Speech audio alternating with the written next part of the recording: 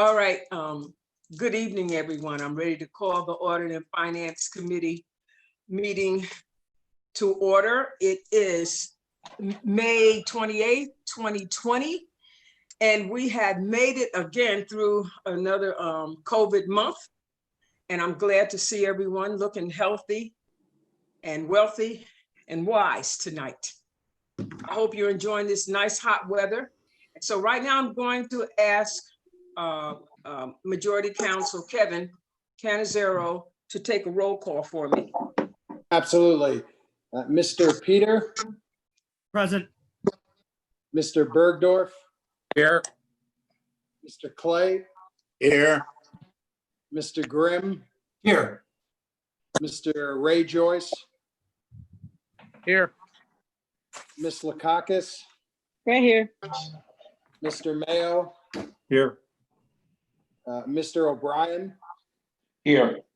Ms. Willingham? Here. So, Madam Chair, we have the entire Audit and Finance Committee present. We also have Chairman Andrew Joyce present, Minority Leader Moriello, Mr. Ricard, Mr. Langdon, Mr. Tunney, Mr. Miller.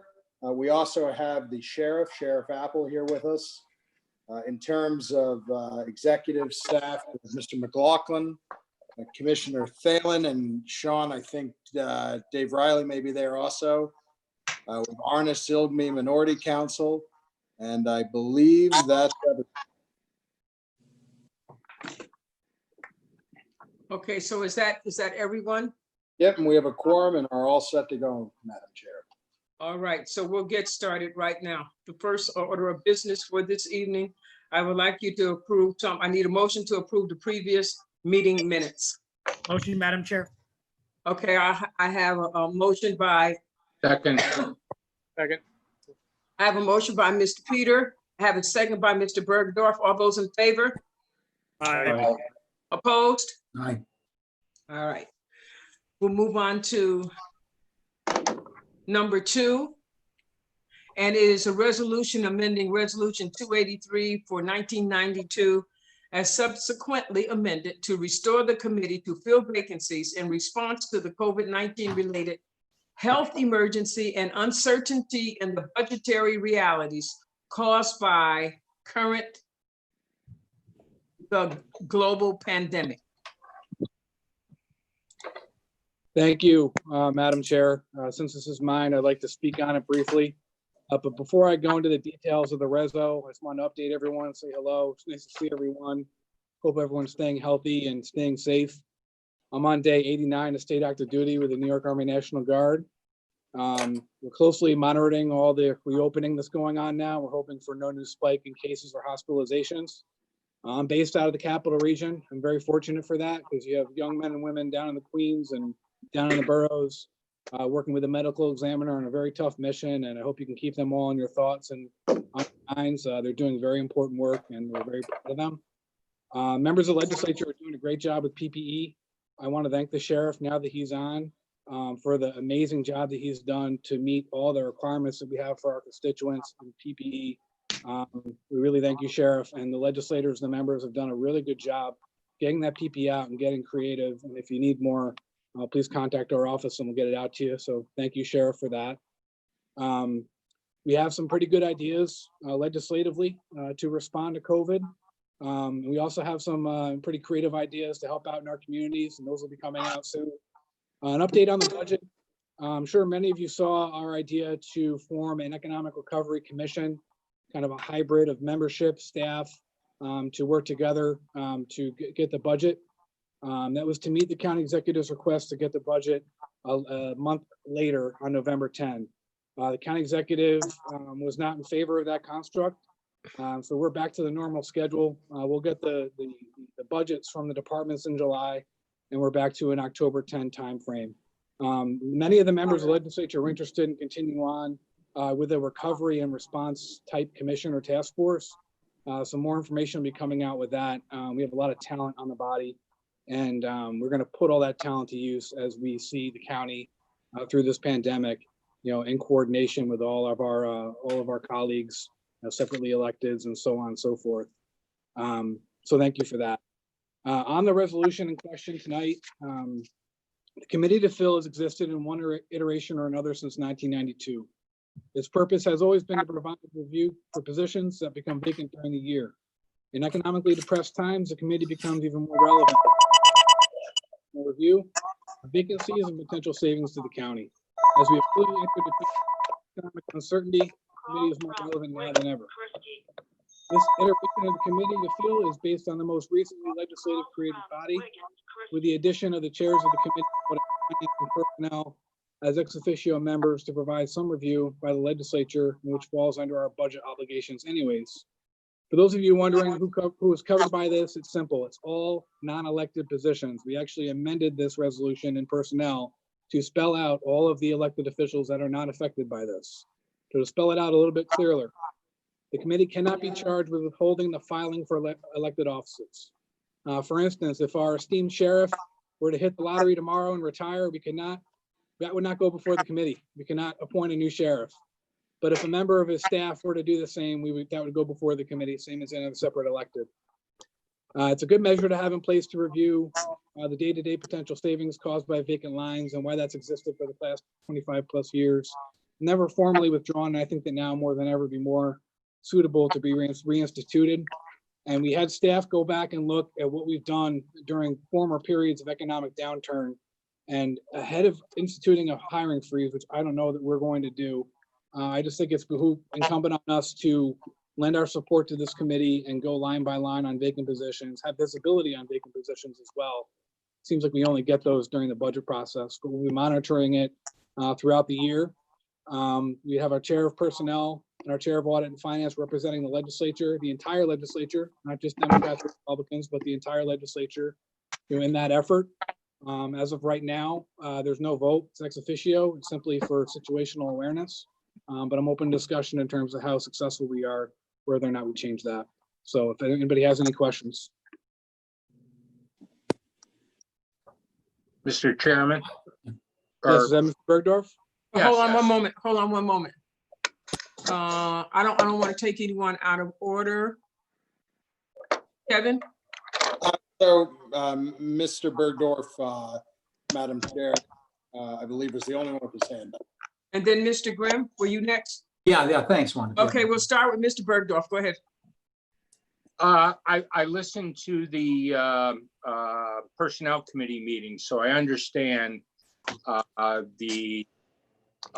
I thought it'd be good to put it on the record here as well, that this is going to impact everybody. It's going to impact the nursing home. It's going to impact the water district. It's going to impact all the, I guess, the jail and the sheriffs. It's going to impact the coroner's staff. It's not just the county executive's office. So I'm comforted that we're being fair across the line. I didn't speak at the last meeting because I wasn't a member of the committee, and I wouldn't urge any amendment because I wouldn't want to change anything from something that was already established. But I find it a little odd that we had a committee in place that never sunsetted. And since this is so highly tied to COVID and our economic situation over the next couple of years, I wonder if in some later iteration or administratively, you and the county executive could agree on some mechanism where we go back to running the county sort of the normal way. I worry about things like at the nursing home, where on any given day, Larry may have to hire 2 nurses and 3 nursing assistants. I don't know how mechanically that gets done with a committee in place. Has anybody given any thought to how this committee would operate? Mr. Bergdorf, if I could, Madam Chairwoman, if I could, the committee to fill vacancies existed for almost 30 years. And when a vacancy comes into existence, the job generally goes before the committee to determine whether or not it's necessary, given the economic standing of the time. So if somebody resigns today, it would go before the committee to determine whether or not this position is one of the types that should be filled. I'm gonna guess that if it's at the nursing home, it's of the type that should be filled.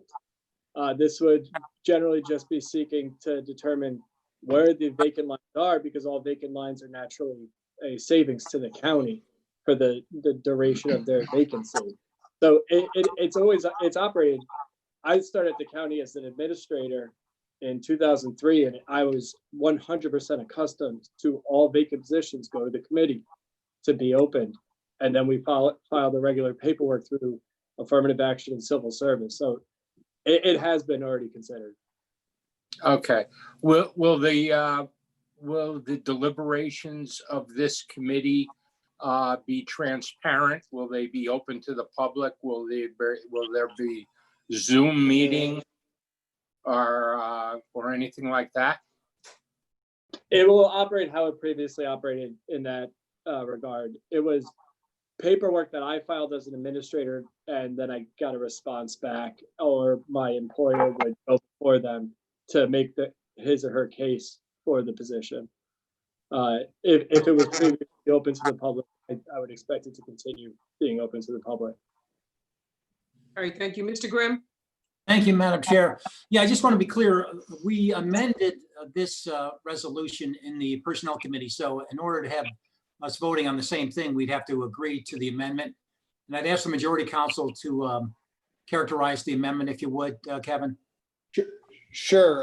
So Mr. Grimm's correct. In the Personnel Committee, there was a motion made by him to amend this resolution in the fourth whereas clause. And Pat, I believe you have that amendment drafted up. But essentially what it does is it clarifies the fourth resolve clause to list specific separate electeds to which this this applies or not. The chairman consented to that amendment, and so yes, you would have to amend this. I believe Pat just pulled it up. You'd have to amend it consistent with Mr. Grimm's amendment in the previous committee. Is that the resolve that says that the committee to fill vacancies shall be charged with the review all county employee line items except those of the Elected officials. So Madam Chair, the amendment would be to delete, and Pat has it striked through there, offices of elected officials, and insert the specific positions. And you'll see Pat put them in there: Albany County Clerk, Coroner, District Attorney, should say County Executive, Legislator, Sheriff, regardless of budget location. So that's the amendment that was made in the previous committee. Mr. Grimm, I take it that that's sufficient for you. That would be the same motion you'd be making now. Yeah, there was some confusion. The problem was there was confusion of who this actually applied to. So we wanted to make it as clear as possible who the exceptions were, and we're listing them. I think that's much better language. And it passed unanimously, the amendment. can I ask, do we also have to vote on this amendment? Yeah, you have to. So Mr. Grimm, whoever would like to make the amendment, assuming the chairman, which I think he probably will be based on the last committee consent to it, you would make a motion to amend it consistent with the language that Pat just showed you. You'd need a second and then vote on that. Okay, could everyone see the document that was shared? Yes. Yes. Okay, very good. All right, who couldn't see it? No, sorry, Madam Chairwoman, just a Okay, Mr. Peter? I just want to say I'm very pleased by the amendment. I was an original sponsor with the chairman co-sponsoring this, and obviously I'm for it.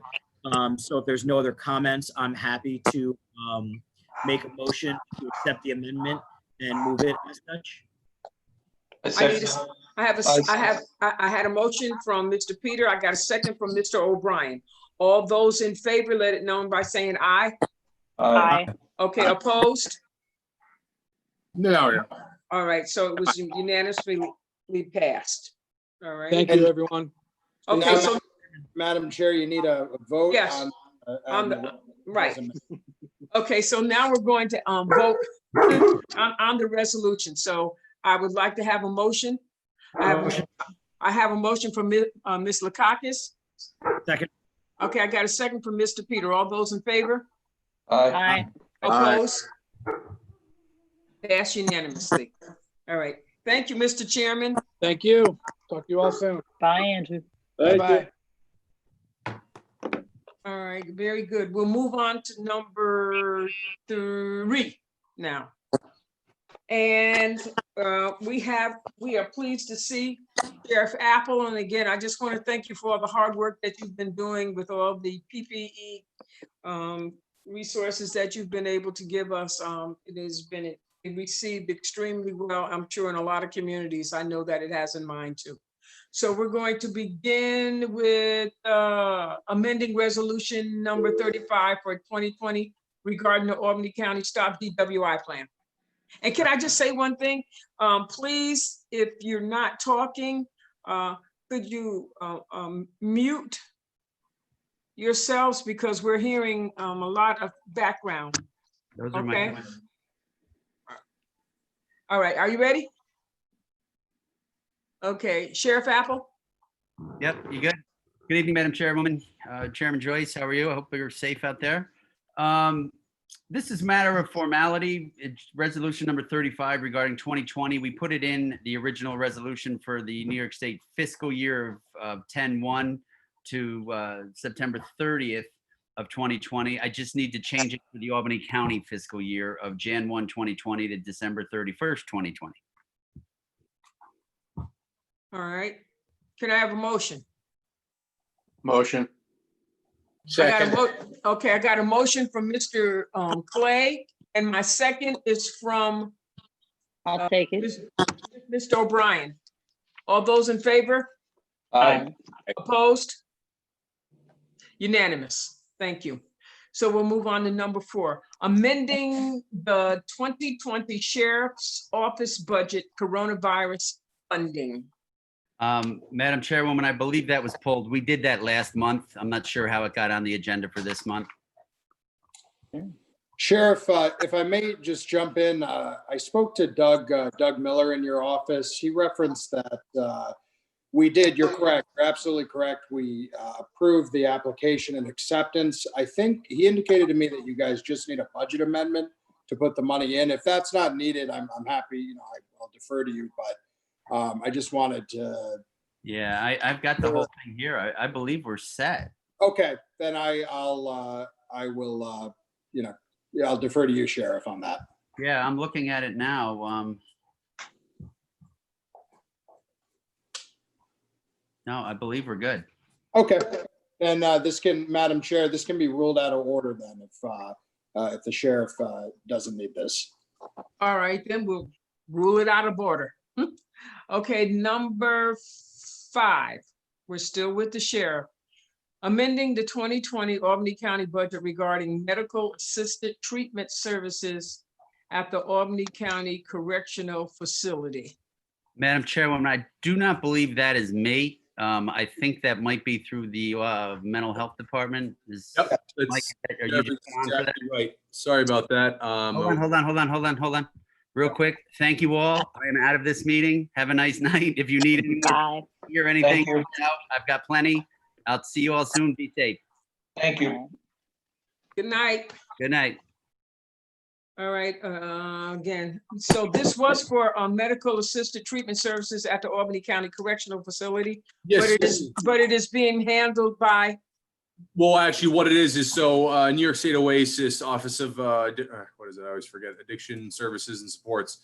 It's money that comes through the Department of Mental Health to the jail for medically assisted treatment. Obviously, the sheriff has programs related to that sort of thing at the jail. So it's really just pass through funding to him for that program.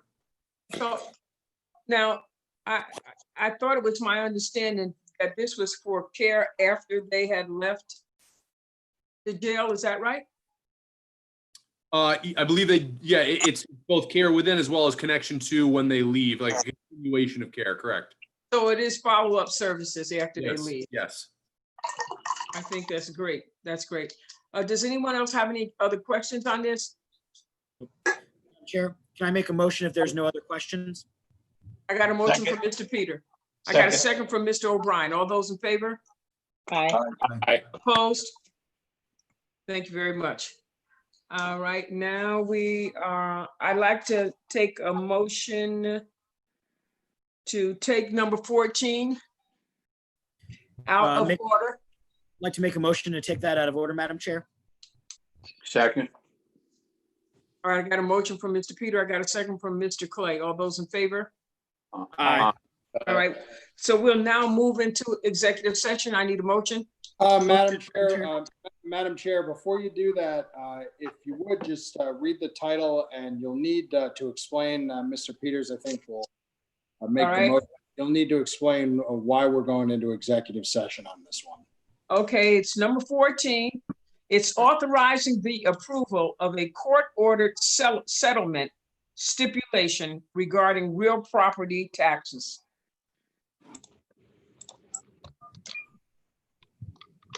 So for everyone in the meeting, as you switch over to the conference line, I'm going to put every single person in this meeting into the waiting room. The committee members and council, everyone who got the phone number for the executive session will be admitted into that. If you didn't, you'll just go into the waiting room. This shouldn't take long. Okay, Pat, Mr. Collins, Yes.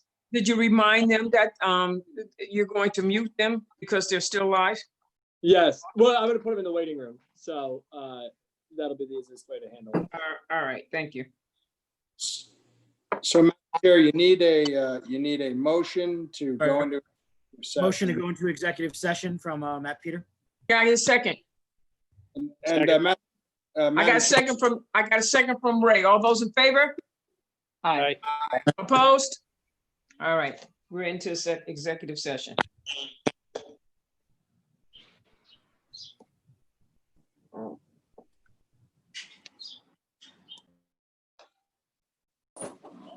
Please enter your conference ID and press the pound key.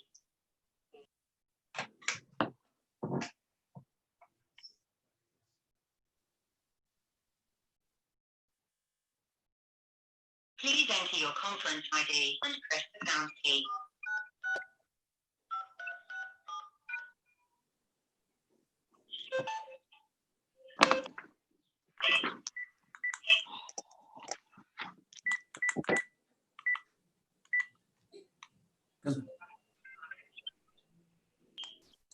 All right.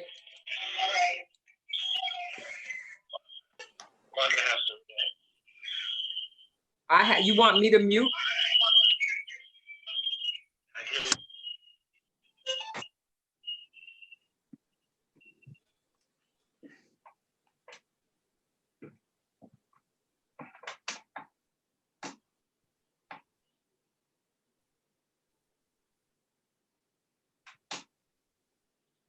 Hello. Oh.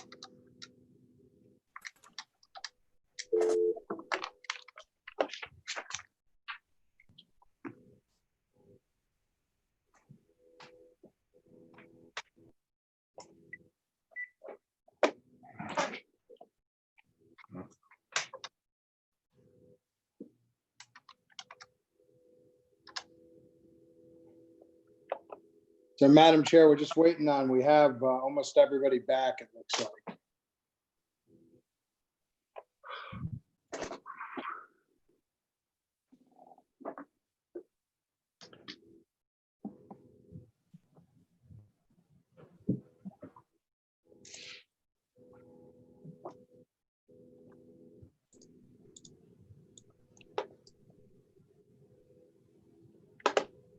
Here comes Mark and Lynn.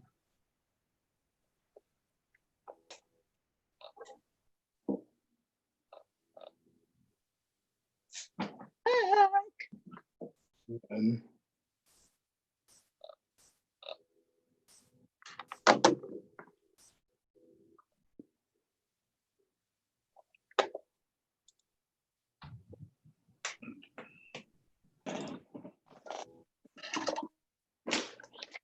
All right, can we now get a motion to close the executive session?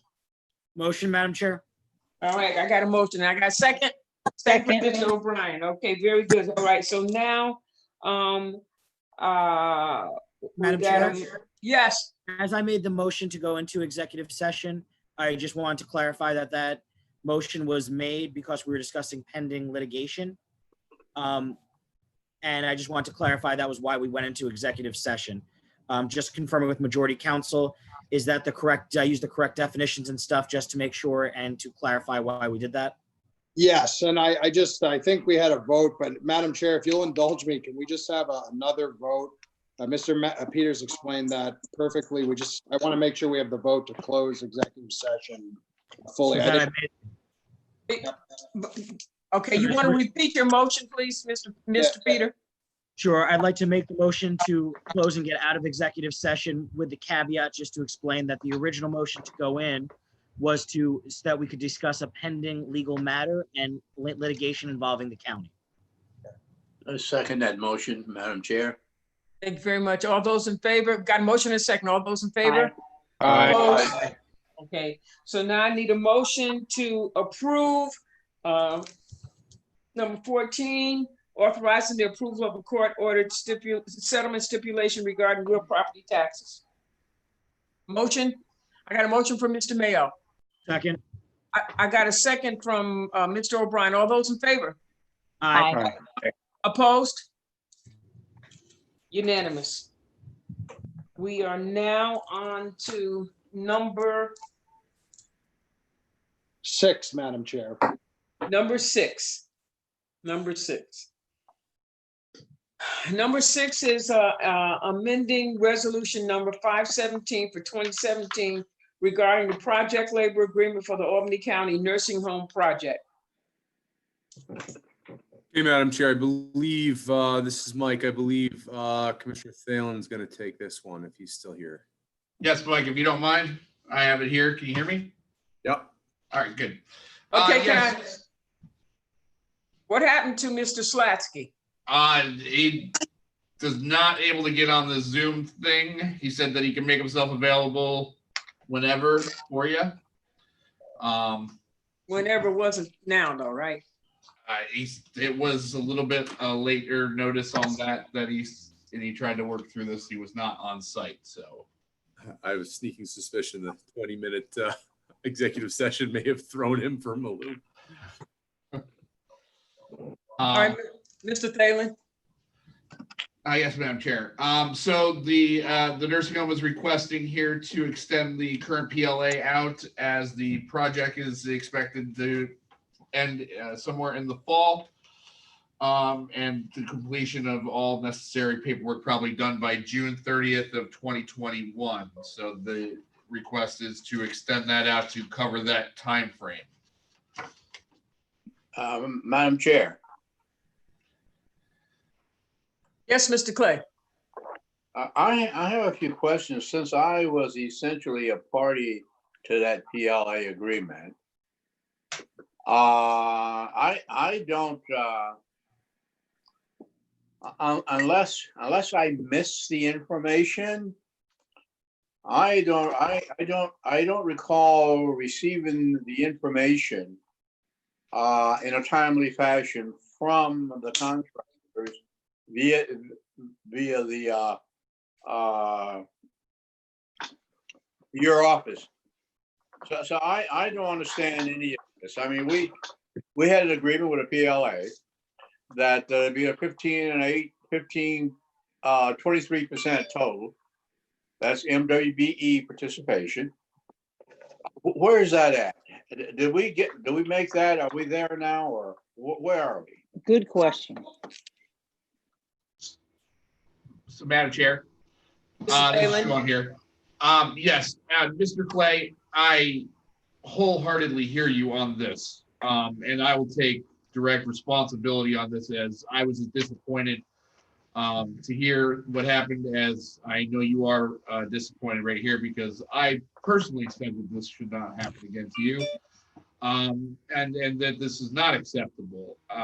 There was a confusion as to the actual emailing of that I was able to find out with Mr. McLaughlin this afternoon, and very disappointed that finding that the emails we're going to our place to file and record this and were not being then transmitted to your office. That was, our current numbers were then forwarded to your the LBC office, and I will personally be on those email forwards from every month from now on.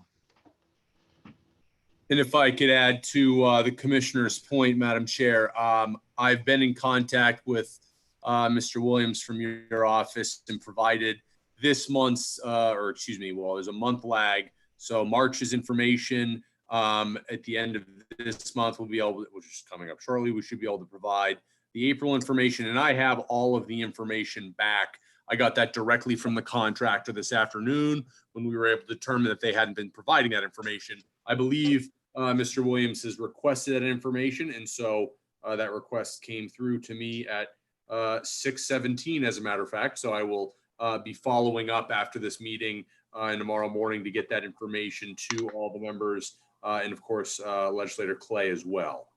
Madam Chairwoman, if I may.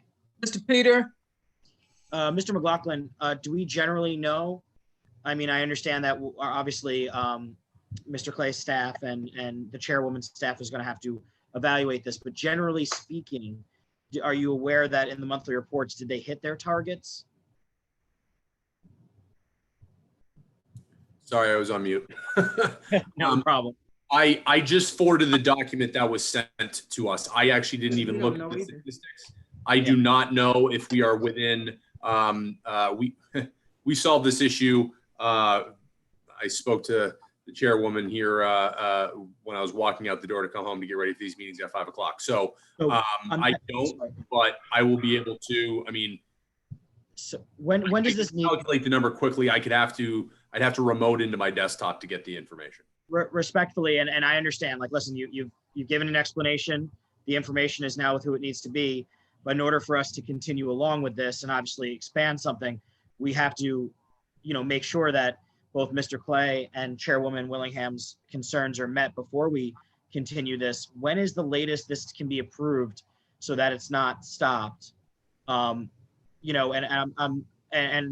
I understand there's now going to be a good faith effort to get the information. So I'm not trying to be, difficult on this. I just want to know, giving the members time to evaluate the numbers before we extend a contract, I think is a reasonable request. Can we table this for now and take it up at our next finance meeting?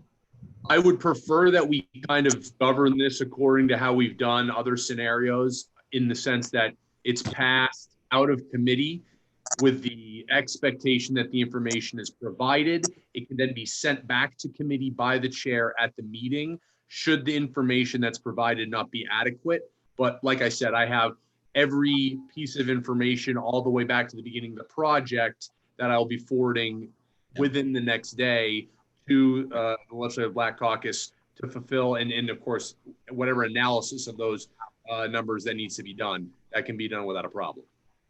Madam Chairman. Mr. Paul. Bergdorf. Have historically never been a fan of project labor agreements, but I think you're in an interesting junction here where to not continue with a project labor agreement would put your entire project in potential disarray and subject to litigation. Don't know. I've never heard of a project starting with a project labor agreement and not ending with one. And I don't know what the ramifications of that are. But what I do know is that the contractor bid for a certain time frame, and now it appears that the time frame is going beyond what his calculations were. And in the collective bargaining agreements, generally June 1 is a key date where there are raises in represented employees' salaries, both in dollars and in fringe benefits. So this is really a question for Sean and Mike.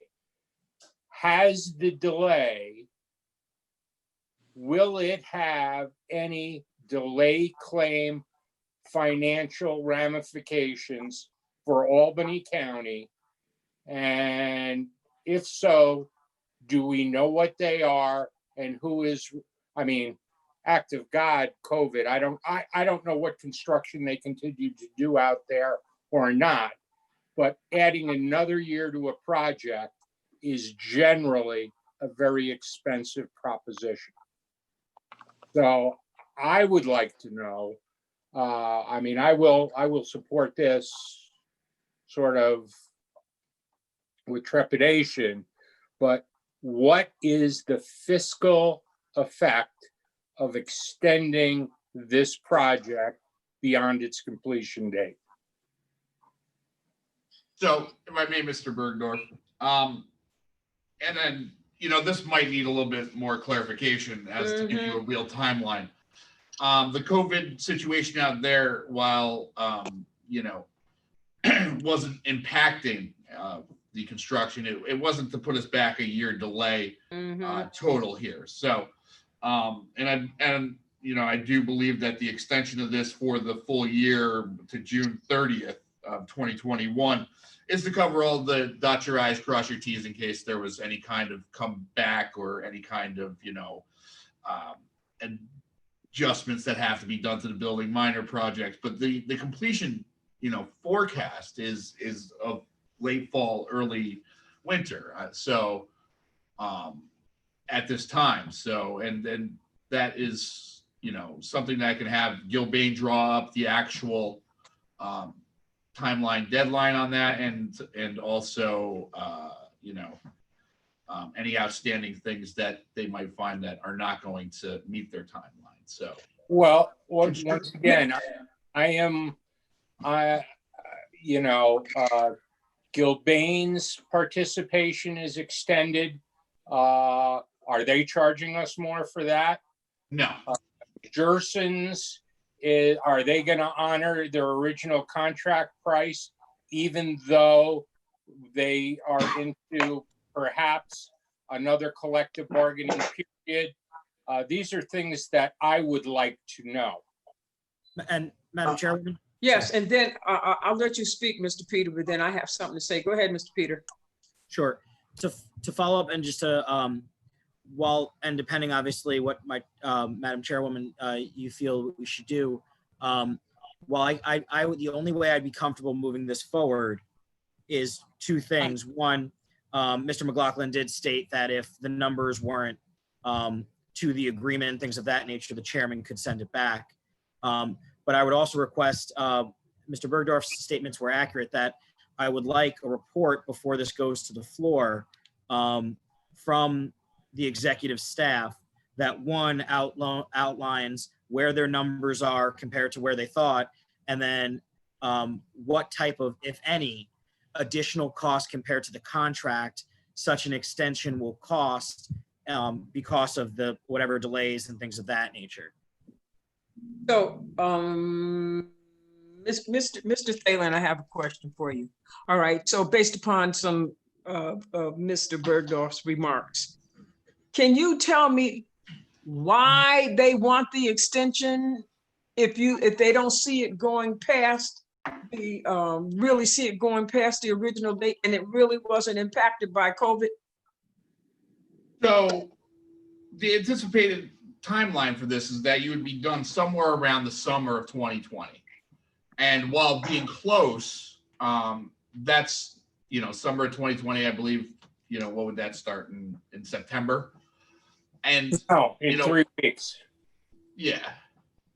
So anywhere in that range, that's just what they said when they originally went through the, the capital project and hearing at the state. So for your certificate of need.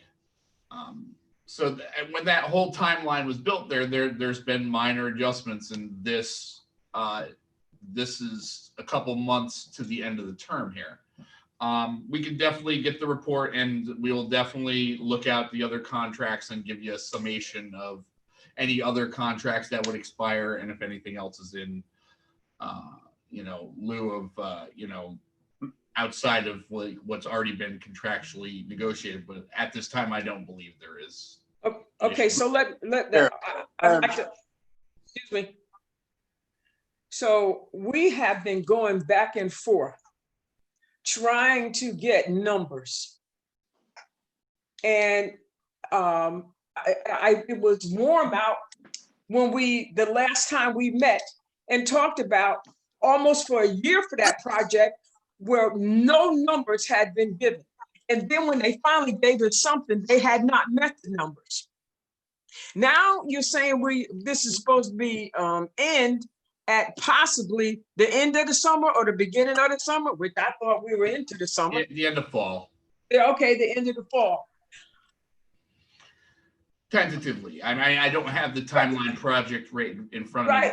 Right, but still, we were ignored, not given the information, okay?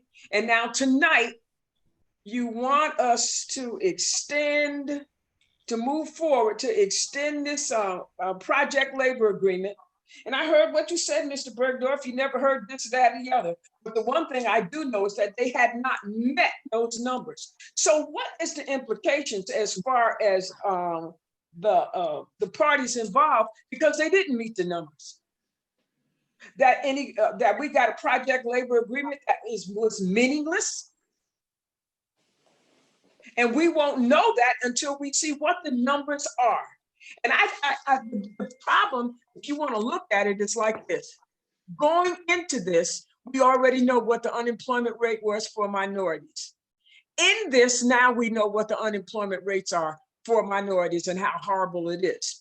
So we, Albany County, we are going to continue in the same vein, not looking at anything that we have done to try to allay those type of practices. And now you want us to extend a project labor agreement where we still have not had the numbers to demonstrate that they abided by the figures that were in that agreement and the goals. Is that correct, Mr. Clay? Yeah, Madam Chairman, may I just say just to this? Extending construction contracts is nothing new or innovative. It's part of doing business in the construction business, as Paul knows. oftentimes projects extend beyond the expected completion date. That is not new. Okay. The problem here is that one, I'm not sure what why they want an extension, because I don't even have the document in front of me. I couldn't get it off my computer. But the only thing that I'm interested in is the numbers that I'm looking at, the numbers that you gave Javon. I'm looking at them. I mean, this is crazy. I mean, I don't even, I mean, I don't even know how they compile these numbers and where they got them from and what it amounts to. I don't like being taken advantage of. And that appears to and disrespected. And that appears to be what this is all about.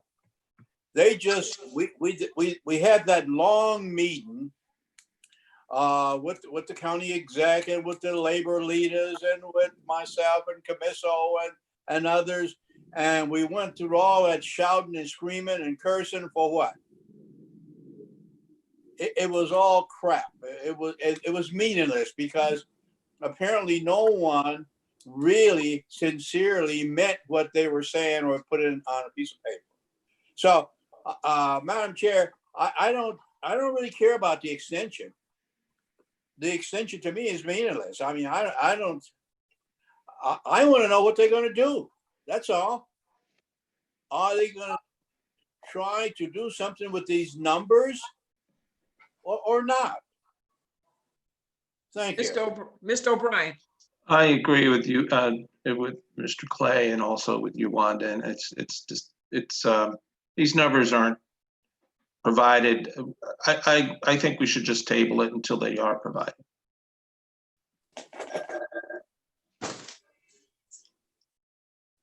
I'll make the motion to table. Table it. Okay. Motion on the motion.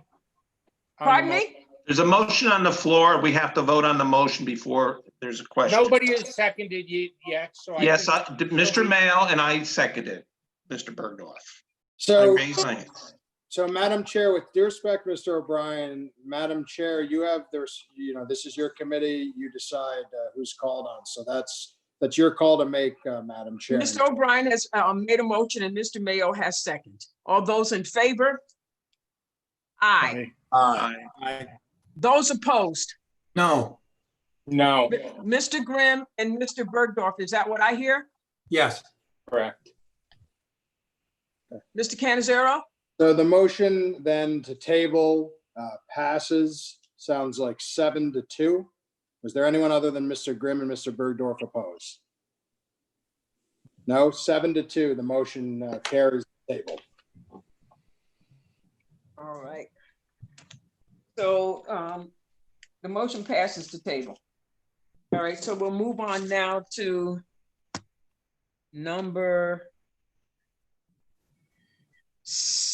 what number am I on? 7, Madam. 7. Okay, number 7. Amending resolution number 284 for 2019 regarding the purchase of furniture for the Shaker Place Rehabilitation and Nursing Center. So, Madam Chair, on this one, this is the extension of the contract for the furniture at the nursing home. The furniture can't be delivered until the completion of the new section, so they're requesting to extend this to the end of the year. Madam Chair? I'm sorry. Yes. Okay. Commissioner Thalen, how you Yes, doing? sir. Just a quick question. Is this extension, like, is there any type of additional cost? Nope, this is all the same. They're Okay, just requesting to extend it out. okay, I'm good. question? Mr. Grimm? Thank you, Madam Chair. Commissioner, this is the Yes, sir. second one in a row where we're extending the contracts because we didn't finish the construction on time. Yep. I'm wondering, how is the construction date changed specifically? And why has it changed? Is it because of COVID or economic things, or just because? Well, I mean, big portion of Board it meeting here. deadline. What is the reason, what is the reason for the delay? Mr. Grimm, I mean, this project started over two plus years ago. You had even a delay from the start, you know, with getting, you know, contracts together. You always can build a time frame that, you know, is optimal and things get pushed back. I mean, I don't think on this $80 million project that we've really, you know, delayed a lot. Yes, there was a little bit of delay in the, you know, here with COVID, you know, there was scared workforce out there that didn't want to come to work. The construction company, you know, not making, you know, what they believe to be their targets to have enough tradespeople in some areas at times. But all in all, I mean, if we expected it to be done by the end of this summer and within a couple months after that, we were going to be completed, I don't think we're off by that much here. So you're thinking of 3 more months, like, because on the PLA agreement, that was extended to June of 2021. Right. So that's almost a So year this out. would get this right here. This is your furniture inside, right? So, Yeah. and I don't Right. have a timeline in front of me in which it, you know, if we all had a timeline in front of us, maybe it would have been a little bit easier on the last thing, just so we can in our heads map what went on for that to go to June of whatever. So there's no additional funding attached to this. No, It'll remain the same. Same right. price. Okay. So when people say, when is the nursing home going to be done, Sean, what's our best guess right now? At the end of fall, you know, the beginning, you know, October-ish. Okay, Has been floated, but you know, the punch list and stuff of that nature, you know, you got still you know, sometime your this year though. engineers coming back through and stuff of that nature, and it's a pretty big facility, so timeline wise, that has been the pretty good guesstimate as to when that would be. So we still expect to be finished by this year then. Yes. All right, thank you. Thank you, Madam Chair. Thank you. Can I get a motion? Motion, Madam Chair. I got a motion from Mr. Peter. Can I get a second? I got a second from Ms. Lakakis. All those in favor? Aye. Aye. Opposed? Unanimous. Okay, we are now on number 8, authorizing an agreement with Ardian Consulting Services regarding pharmacy consultant services at the Shaker Place Rehabilitation and Nursing Center.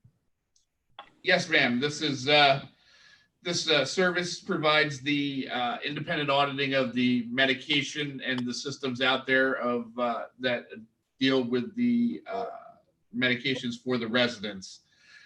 There is a lot of regulations to the fact that you have to have one of these. There's a specific F tag that's associated with having an independent consultant to make sure that you're administering and meeting all the Medicaid and government CMS requirements.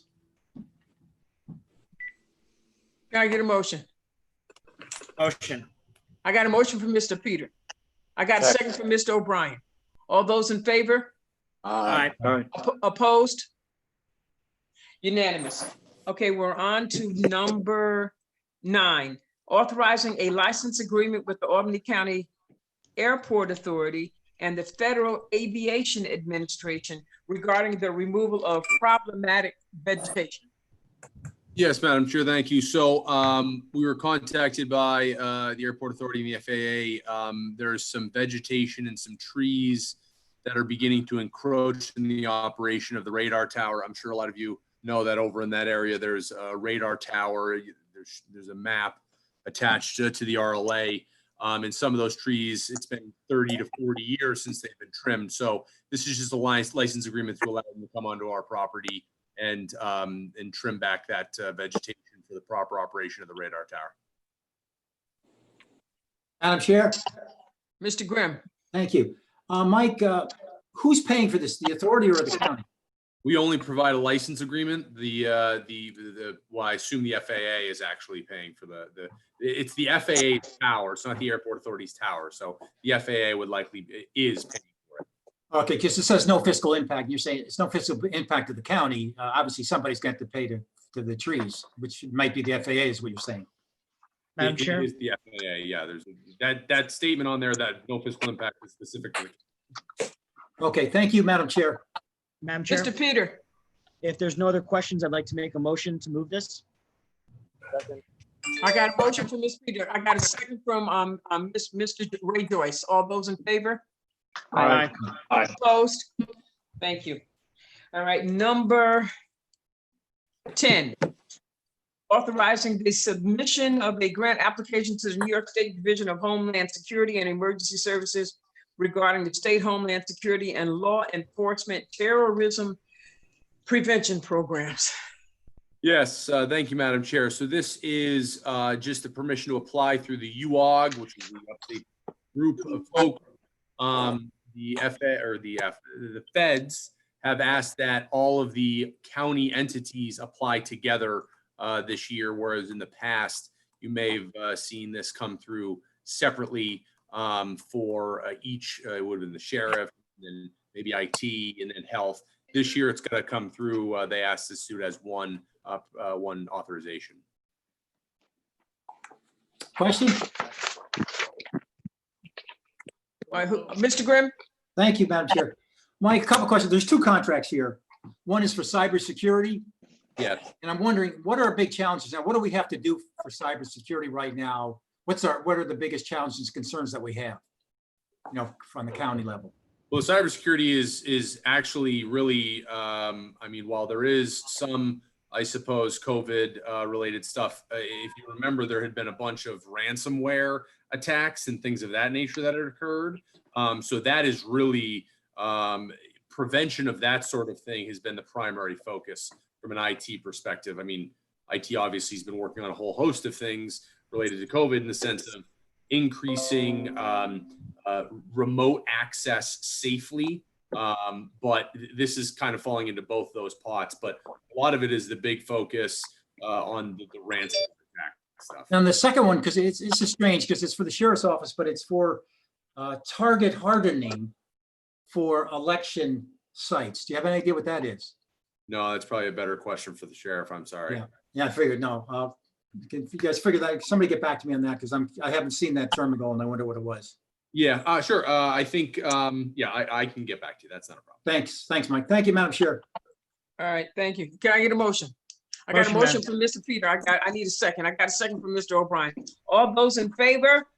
Aye. Opposed? All right, number 11, authorizing the refund of real property taxes in the town of Guilderland for 225 Bell Court. Yes, Madam Chair. So this is just a mistake correction, really, if you will, in the town of Guilderland at this property address. The localities contact our real property tax service to have those corrections processed. The next three, 12, 13, 14 are similar. Question, Madam Chair? Mr. Grimm? Thank you. Mike, yeah, it seems like we have a lot of these mistakes. And how do we catch these mistakes, number one? Does the county, does Maggie catch these, or how do we catch them, and then what happens? No, this has nothing to do with the county. As a matter of fact, we're correcting them. That's what I mean. It was a town mistake, but how ultimately are these mistakes caught? From a tax. Honestly, they're caught because typically the constituent or the citizen of the town goes to their town assessor's office and points out a mistake. Sometimes, I mean, I'm just, it could be a star rebate that wasn't applied. It could be a veteran's exemption that isn't applied correctly. It could be an error that was done when taking down information, which caused the person to be charged more. There's a whole host of mistakes that are made. And so the locality then petitions us and we have to process the corrections in this way.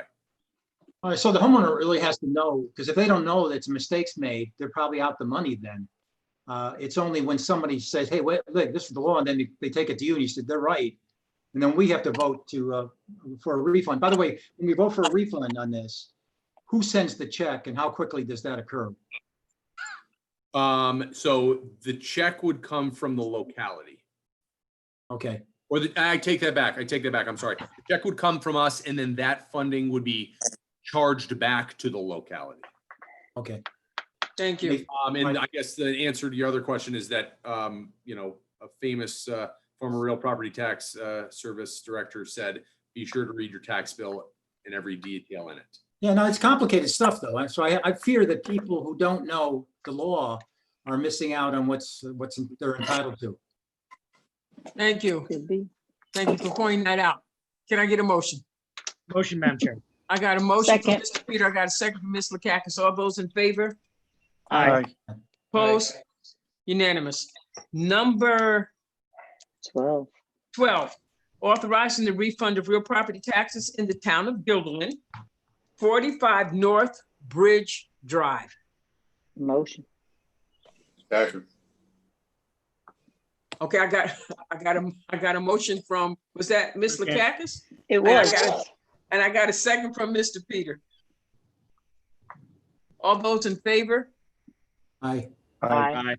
Okay, opposed? All right, unanimous.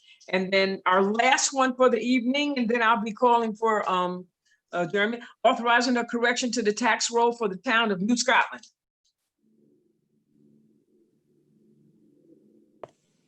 Motion? I'll second. Got a motion from Mr. Peter. I got a second from Ms. Lakakis. All those in favor? Aye. Opposed? Hey, thank you, Mr. McLaughlin. Can we have a motion to adjourn? Love to do it, Madam Chair.